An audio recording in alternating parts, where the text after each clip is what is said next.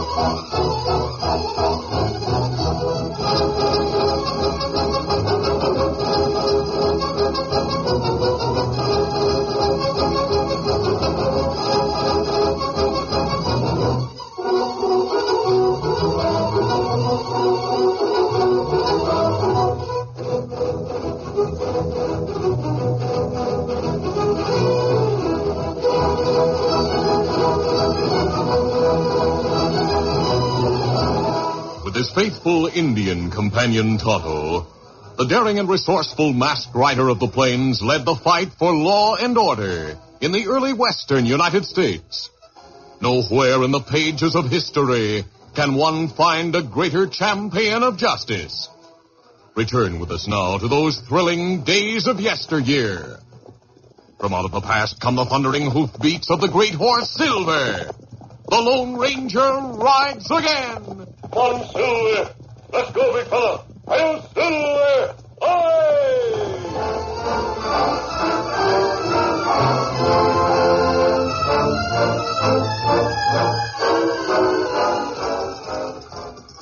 Dan Reed, teenage nephew of the Lone Ranger, rode a trail in the hills toward the town of Flint Rock. Dan saw two riders coming toward him, and as they drew closer, he realized they were boys about his own age.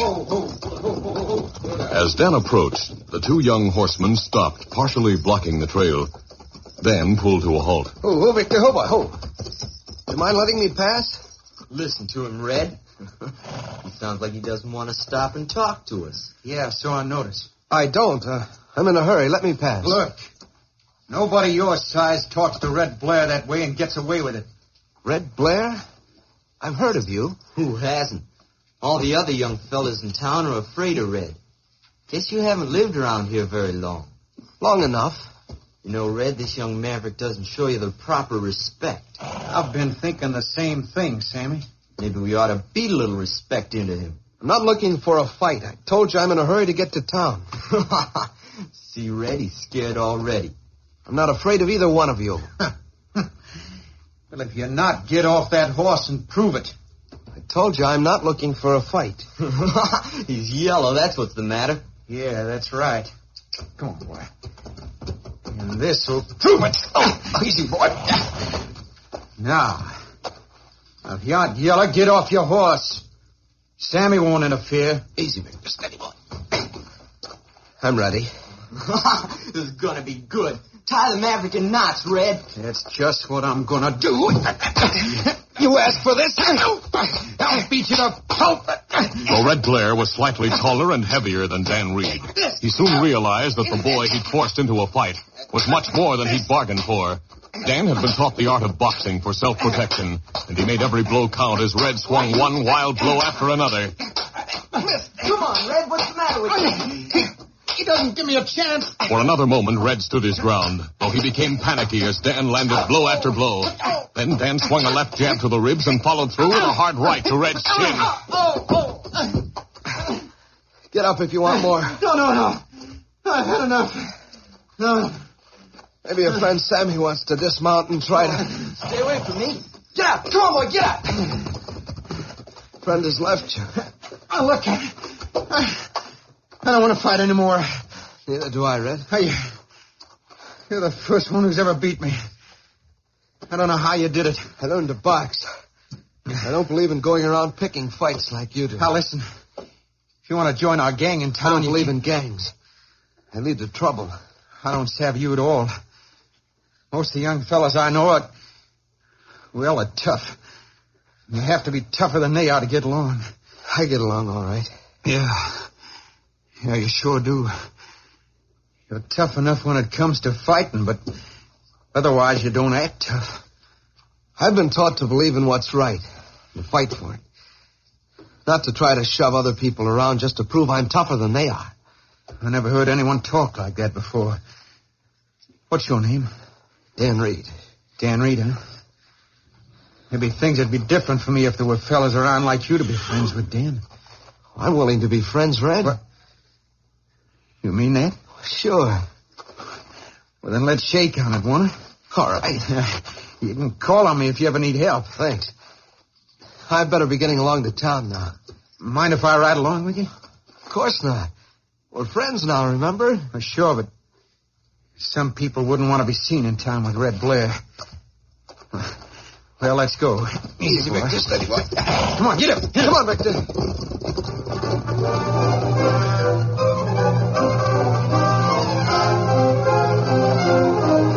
Dan left Red in town and went to the general store. After buying supplies, he returned to the camp in the hills he shared with the Lone Ranger and Tonto. Oh, Victor. Oh, boy. Oh, steady, fella. Hello, Dan. Did not take you long. I came right back, Tonto. You alone?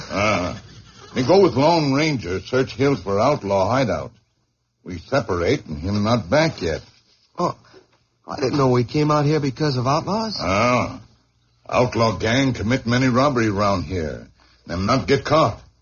Sheriff in Flint Rock know Marshal and Pecos, friend of ours. Him get Marshal, ask Lone Ranger, help find gang. Oh. Gang have plenty smart leader. Him name Tuffy Blair. Tuffy Blair? Golly. You hear of him? No. But something happened today while I was going to town. I'll tell you about it. Briefly, Dan told Tonto what had happened between him and Red Blair. When Dan finished, Tonto remarked, Me hear a young fellow named Red Blair. Him nephew outlaw leader. He is? Gosh, I didn't know that. Me think Blair fella plenty surprised you win fight, Dan. Well, he was surprised, but he seemed willing to be friendly. He rode to town with me. Him not mention outlaw uncle? No. Well, here comes the Lone Ranger now. Oh, easy, steady, big fellow. No luck, Tonto. Tuffy Blair covered his tracks well. Dan, you look slightly banged up. Something happened? I was forced into a fight, sir. Oh, tell me about it. Once more, Dan related what had happened when he met Red Blair and his pal on the trail. The Lone Ranger smiled slightly as he said, I suppose young Blair has a few marks to show, too. Yes, sir. One of his eyes was blackened when we finished. I hope he learned a lesson from the whipping you gave him. Well, Dan say, Red Blair want be friends. Them ride to town together. That's right, sir. I hope he's sincere, Dan, but he might hold a grudge. Be careful after this when you go to town. Yes, sir.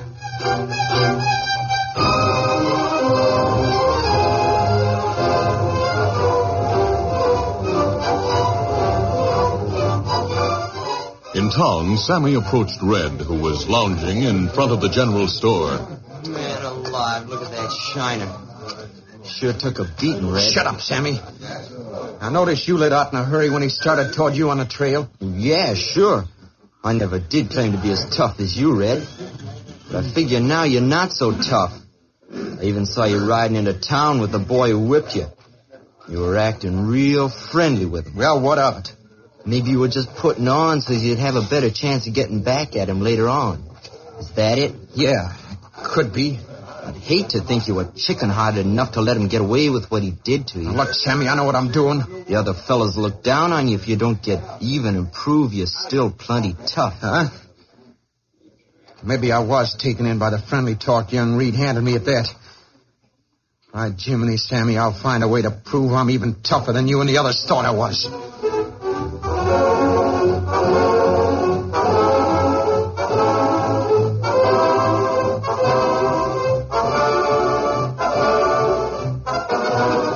The following morning, the Lone Ranger and Tonto went again to search for the outlaws' hideout. Dan Reed had saddled Victor and was about to ride from the camp hidden in a clump of cottonwoods when he heard fast hoofbeats moving along the nearby trail. That's Red Blair. Seems to be in a hurry. Wonder why he's heading into the hills. Victor, I think we'll follow him and see where he goes. Easy, boys, steady. Come on, Victor.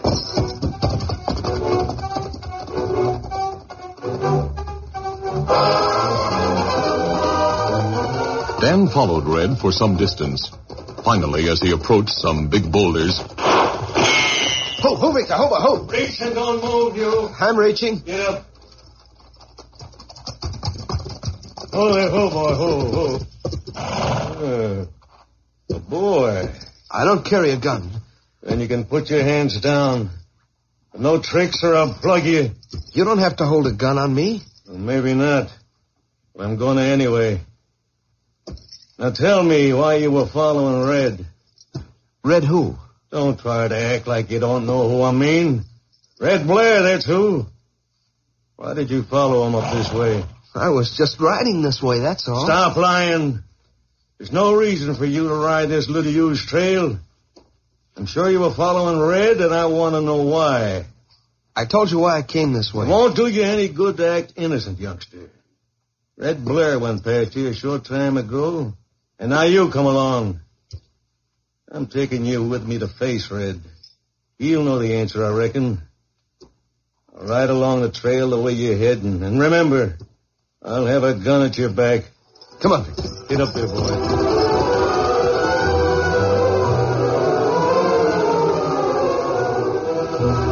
Red Blair had arrived at a large cabin hidden in a hollow. Ho, boy. As he dismounted, the cabin door opened. Hey, Tuffy, it's your red-headed nephew. Oh, come on in, Red. Hi, Dave. Hi, Red. Hello, Uncle. How are you, Red? Sit down. Thanks. What brings you out here? Might have been followed from town. No, I was careful. Now, look, Uncle, I'm big for my age, and I want to join your gang. That's a hot one. Shut up, Dave. What gave you the idea I'd take you into the gang, Red? I just thought you would, that's all. I can ride and handle a gun as well as any man. And I suppose you're just as well off here as you are boarding in town, running with those crazy young mavericks you hang out with. Oh, was Alex on guard at the boulders? Yeah. Are you going to give me a gun, Uncle? When I think you're ready to carry one. Who's that, Dave? No, go see. Hey, it's Alex. He's got a boy with him. They're coming in. What? Dan Reed. So you recognize him, huh, Red? Yeah. He's the fellow who beat me up yesterday. I wondered where you got the shiner. He must have trailed you here, Red. Yeah. Maybe now I can get even for what he did to me. I thought we agreed to be friends, Red. That was just talk. So you followed Red out here, huh? You know who I am? I've never seen you before. Well, in case you don't know, I'm Tuffy Blair. Tie him up, Alex. Right. Then, since Red wants to get even for the beating he took, we'll turn him loose on this young sneak with a leather strap. He'll learn not to go around snooping on people.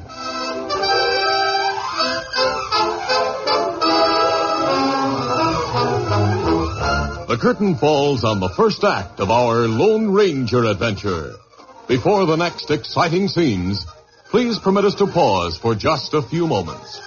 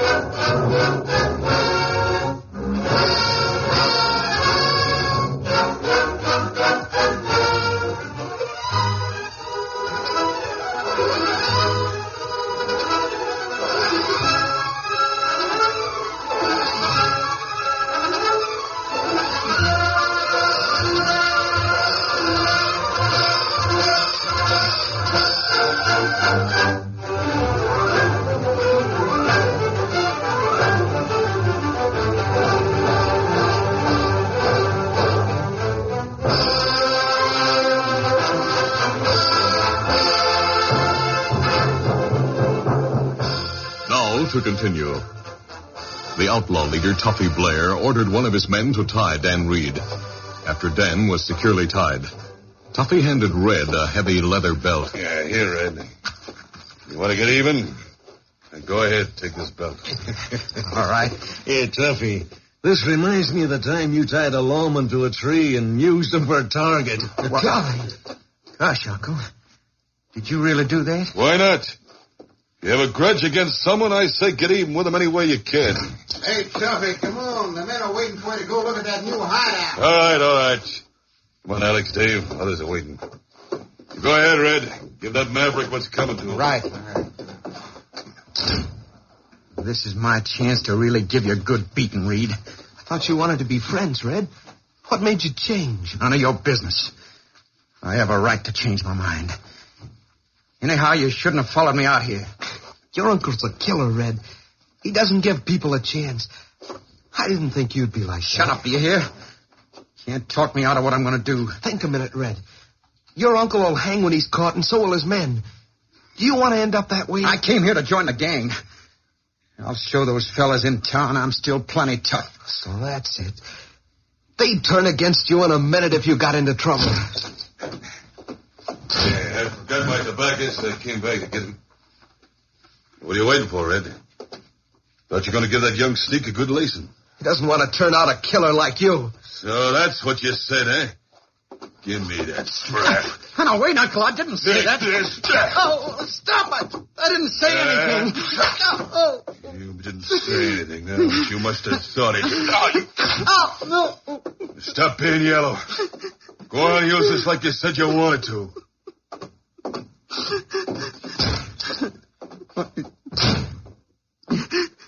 He had no right to turn on me. Proves he has no feeling for you, Red. I'll fix him for that. I decided not to use a strap on you after all. If I could get away from here, I'd tell the sheriff about the hideout. I didn't know my uncle was a killer. Do you think you could get away? No. He'd be watching. I wouldn't dare turn you loose either, Dan. I really didn't want to get even. I just that's all right.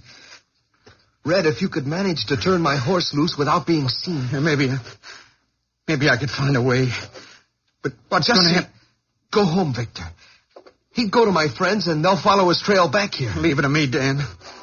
I'll manage it somehow. A short time later, Tuffy and some of the men rode from the hideout. Red waited until they were out of sight. Then he left the cabin. Hey, Red, wait a minute. You can't leave the hideout, Red. It's Tuffy's orders. Well, I'm not thinking of leaving, Dave. My uncle told me to be sure to water the horses that are still here. That's what I was aiming to do. Well, go ahead, then. But don't try to ride away. I'll be bound to plug you if you do. Well, I'm not going to try to leave.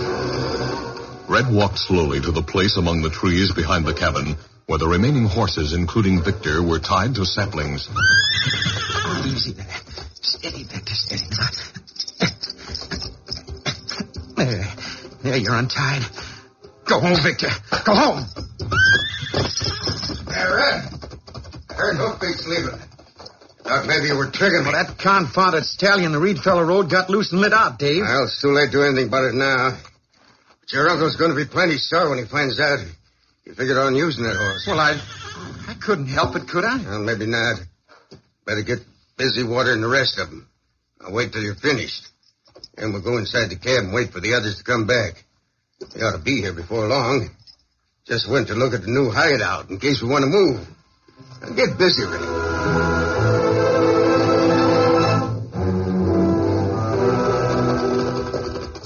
Later that day, when the Lone Ranger and Tonto arrived at the camp, they found Victor waiting. Easy, Scout, easy, fella. Victor saddled. We not see Dan. Dan, where are you? Look, Kemosabe. Victor's coat covered with sweat. Him run plenty fast. He's been running recently, too. I tell us something. Tonto, Dan must have gone riding and something happened. That must be it. We follow tracks Victor left.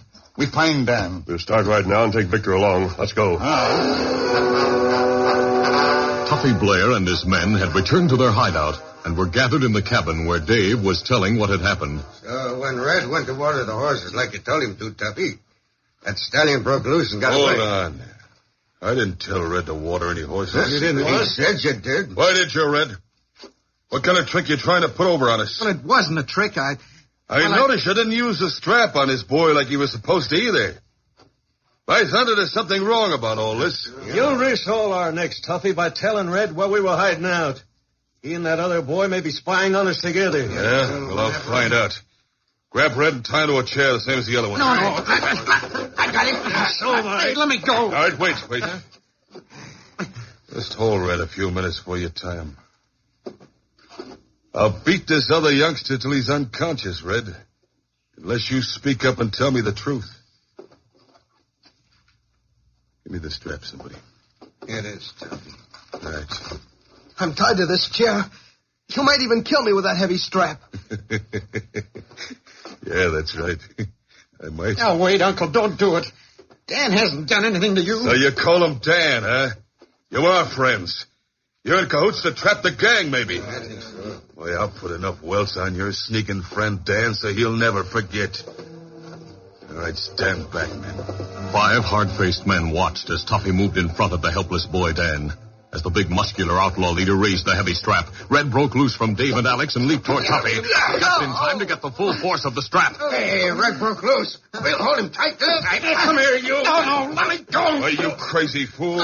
Who ever heard of one to take a beating for someone else? You'll get one later anyway. Now hold Red this time. All right. Once more, the outlaw raised the strap. Dan winced, waiting for the heavy blow. Then... Drop that strap.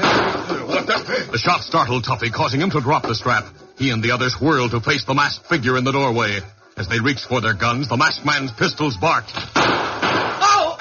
Reach, all of you. You're also covered from the back window. Hey, he's right. An Indian's at the back window with a gun. At the first shot, Dave and Alex released their hold on Red, who immediately ran over and began to untie Dan. The outlaws, realizing they were trapped between the guns of the masked man and Indian, stood motionless a moment. Then, as Dan and Red started past Tuffy toward the door, Tuffy suddenly stepped behind Dan, placing his gun in the boy's back. I'll blast this boy in the back unless you call off the Indian and drop your guns, mister.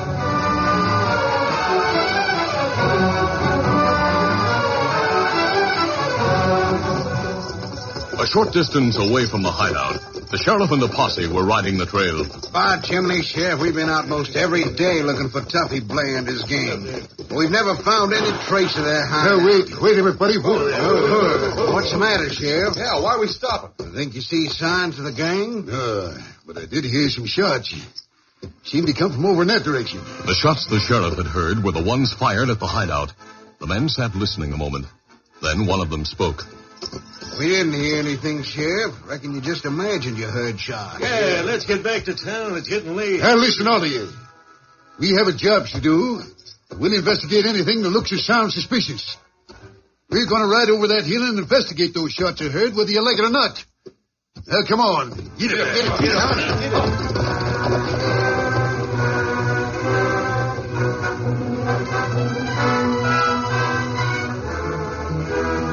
At the cabin, Tuffy still stood with his gun at Dan Reed's back.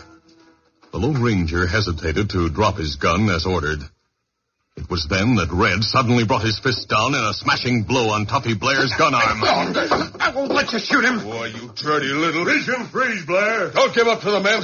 There are only 2. Use your guns. Blast them. By Jiminy! You not draw. Hey, Tuffy, I see a posse coming. I can see him through the window. Dan, Red, get out, quick. We heard shooting. Hey, you and Tonto. Hey, Thunder, you found Tuffy Blair. That's right. You'll find their lookout tied near the big boulders back along the trail, Sheriff. How did I surprise him? That's how they managed to sneak up on us. Get the guns, men. 3 of them are wounded, Sheriff. While your men bandage their wounds and prepare to take them to town, I have some unfinished business with Tuffy. Hey, what's the idea? Tuffy, I'm not going to use that heavy strap. I'll holster my guns, then give you a chance to defend yourself. Now. Why, I'll kill you. Oh, this is a pleasure. Tuffy was a big man, and his first impression of his tall, lean opponent was that the fight would be in his own favor. But as the masked man swung sledgehammer blows, making every punch count, Tuffy decided he'd made a mistake. This is for the strapping you started to give the boy. I'll break your neck. Come on. For a few moments, they seemed equally matched. Then Tuffy's expression changed from one of rage to one of panic. Finally, the Lone Ranger drove 2 heavy blows to the chin. You and this. Get up. Hey, what a beating you gave him. All right, get him out of here, men. What's left of him? We'll put all these killers in jail. Hey, mister, I knew you'd find this gang once you got here. The 2 boys who went outside really found the gang, Sheriff. Yes. One of them is Tuffy's nephew. Here they come now. I'll ask Dan what happened. Briefly, Dan told what had taken place and how Red had come to his defense. Then the sheriff spoke. Red, I'm glad you turned out the way you have. I reckon having someone for a friend like this boy is really worthwhile, eh? Sure is, Sheriff. Dan, we'll go find Tonto and leave. We'll head south this afternoon. Well, adios, Sheriff. We'll see you soon again. Adios. Dan, are you leaving? I thought you lived around here. No, Red. The masked man and an Indian named Tonto are my friends. I'm going with them. But I'll see you again someday. Bye. Adios, Dan. Gosh, Sheriff, I don't get this at all. Dan Reed talked to me about, well, being law-abiding and all that. And he leaves with a mask on. Red, that boy Dan, he's mighty lucky to have that masked man for a friend. In fact, there isn't a more law-abiding hombre anywhere, or one who does more to help the law than that man. He's the Lone Ranger.